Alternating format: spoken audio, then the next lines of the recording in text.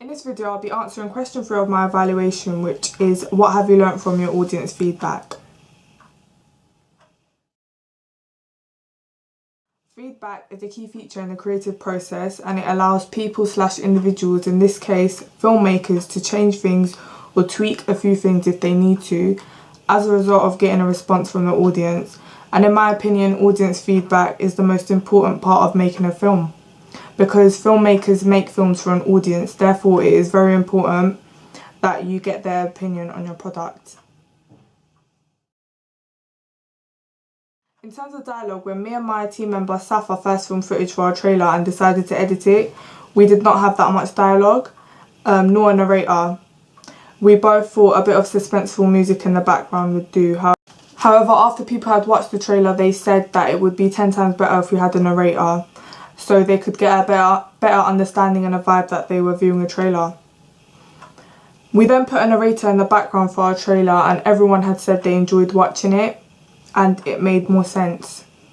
When our teacher was viewing our trailer with the narrator in the background, we could see just by looking at her face while she had headphones in that she was enjoying the trailer, and the narrator fit into our trailer perfectly. So that was an outcome for us. Our audience feedback has told us that their favourite part of our trailer was the location and the settings. Apparently this is because most of the locations we had filmed in was unique and not very known to the audience. It also gave some of the audiences a really eerie and sinister vibe, and one person said it worked really well. For example, we had a scene in Regent's Park Canal with the blue lights, and they thought they've never seen a setting like that, and it fit perfectly into our Moral Trap trailer. One of my fellow media students said that they thought the contrast between the intricate setting and the simple plot was really effective. I agree with his comment, because I feel that without the location, our film would have lacked in depth. One day when I was editing, I called over a friend in the classroom and asked for her approval of my media product, in this case my trailer Moral Trap, and if it was appropriate enough and ready to be uploaded onto YouTube. I asked for her opinion on the trailer so I could make last minute changes to the trailer. This was because at that time the trailer ended with Melinda being killed, and I was not too sure if that was a good idea to end the trailer with that. She saw the trailer and said it would not be a good idea if we put that scene in to end the trailer, because she thought it would be too revealing for the storyline, as it was only a trailer and not like a full finished movie.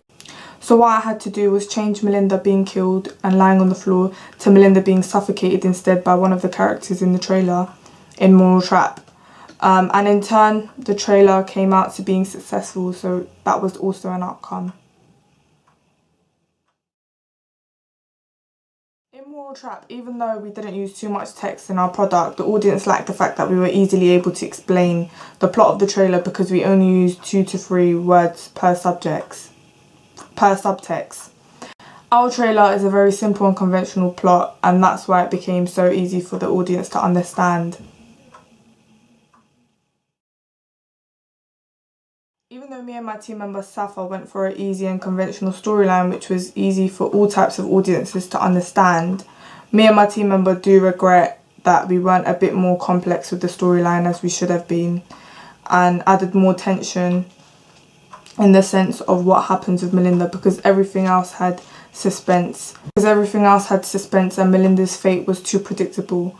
The film was called Moral Trap, so it was obvious she would have been murdered or killed. And the audience can actually predict that Melinda's dead.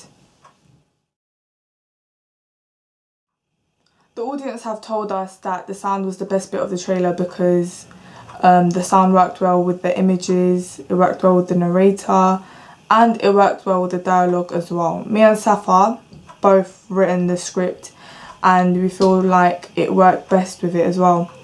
This was because we used both calming music and suspenseful music as well. We have actually tried to juxtapose both and add them both at different points of the trailer, so the audience could know what parts are calm and what parts are meant to be intense. So that is what our audience had gave us as feedback, and we had tried to incorporate and use as much feedback as possible to create the best trailer we possibly can. In overall, I feel that our feedback was extremely useful and had a positive impact on our product. I now agree that feedback is one of the most hardest parts of the process, but definitely the most rewarding. We have had an enormous help from our audience, and I feel that we wouldn't have the trailer we have now if it wasn't for them. So that is me answering question 3 of the evaluation, which is what have you learnt from your audience feedback?